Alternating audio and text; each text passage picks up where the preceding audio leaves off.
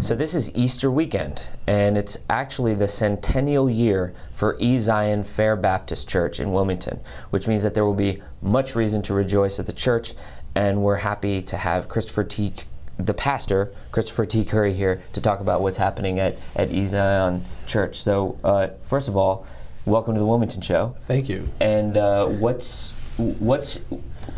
tell us about your church and this Easter celebration. Shoot, I can tell you about the church. Oh, you One of the biggest churches in Wilmington. Go ahead, talk. Man, this church is it does some great things in the community. You know what? It does some great things in the community, but I'm gonna let the Pastor Curry talk about it. Well, thank you, Brother Ivan. But we are a church, as you shared. We are celebrating our 100th year.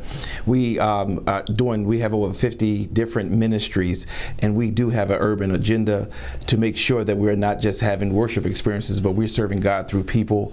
So that's who we really are, and we do a lot of amazing things with young people, as well as I call the seasoned saints as well. And so, how does this specifically apply to Easter? Like what's important about Easter for the work that you're doing? Well, Easter is the fundamental foundation of our faith. Everything that we believe is in this weekend. We believe that Jesus came, but coming alone was not enough for us.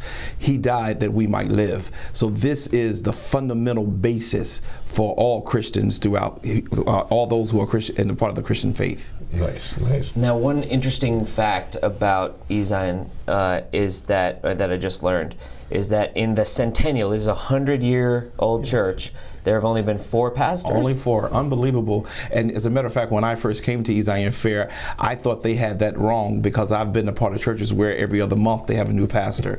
But for 100 years, I am the 4th pastor for Ezion Fair, which speaks to the stability of our church.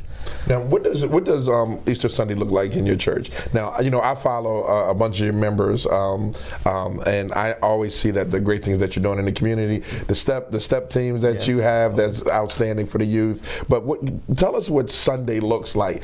I know it's just not worship. And tell me what does it look like? A regular Sunday? No, the Easter Sunday. Oh, Easter Sunday. Well, you give me both. Easter, yeah. All right, I'll start with the Easter first then. This Easter, we're going to start at 6 a.m. We're going to, every year as a tradition, Mary and Martha decided to go and lament Jesus at the tomb early in the morning before the dawn had broke, before the day had broke.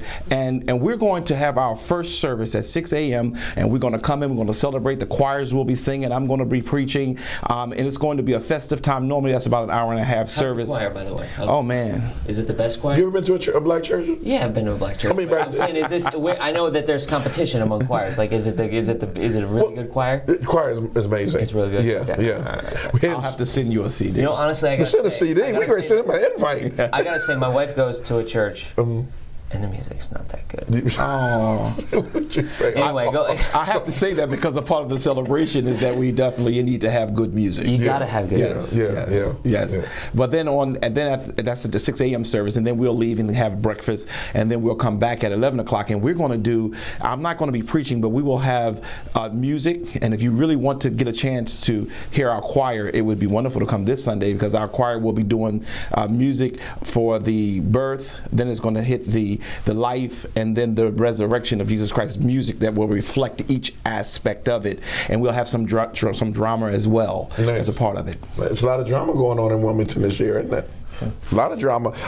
So we know this is a significant year for your church. Yes. What's going on for the remaining of the year? Well, we are celebrating in high gear our centennial. We decided that since it took us 100 years to get here, we will not rush it. We have a plethora of different activities and events that are established, but the 2 big major things that are happening a little later on in the year is that we're going to have a homecoming where we're going to invite everyone who have ever been a part of Ezion Fair, and I've discovered there's a lot of people in Wilmington who belong to other churches and other places.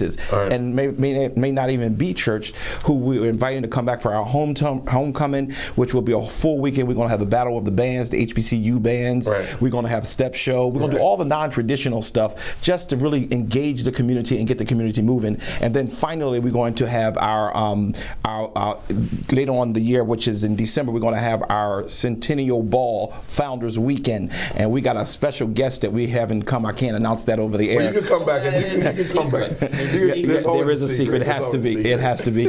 But we're going to have a great time. And it's going to be it's a lot of celebrations going on every month. Right. We're doing something great to celebrate 100 years. Nice. Pastor Curry, so you mentioned something, and Zach and I always talk about it. Now, what college did you attend? I attended the greatest HBCU in the world. See what I mean? Lincoln University There's that. in Oxford, Pennsylvania. Okay, so in our previous shows, we were talking about HBCUs and homecomings. Yes. Can you explain to Zach why a HBCU homecoming, what it's all about? It's about excitement. It's about, I get explained what an HBCU homecoming is every single time we shoot the show. I just I need to make sure that he fits in He's there. really trying to drive it home. It's life. It's life. Okay, it's and what I'm a it's member about. of one of the fraternities. I'm a member of Omega Psi Phi. And just to go back to the hallowed grounds that you served on is enough. But all the excitement from I don't want to say parties because I'm a pastor, right?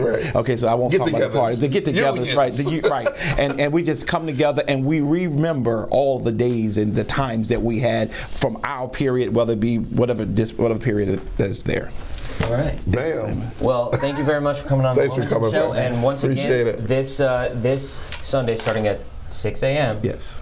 There's going to be a lot of cool stuff going on at Ezion Church. So thank you for coming. Thank you. Appreciate it. Make sure you like, comment, and subscribe. And if you have any positive stories that Zach and myself need to talk about, be sure to submit it at stories.wilmington.love.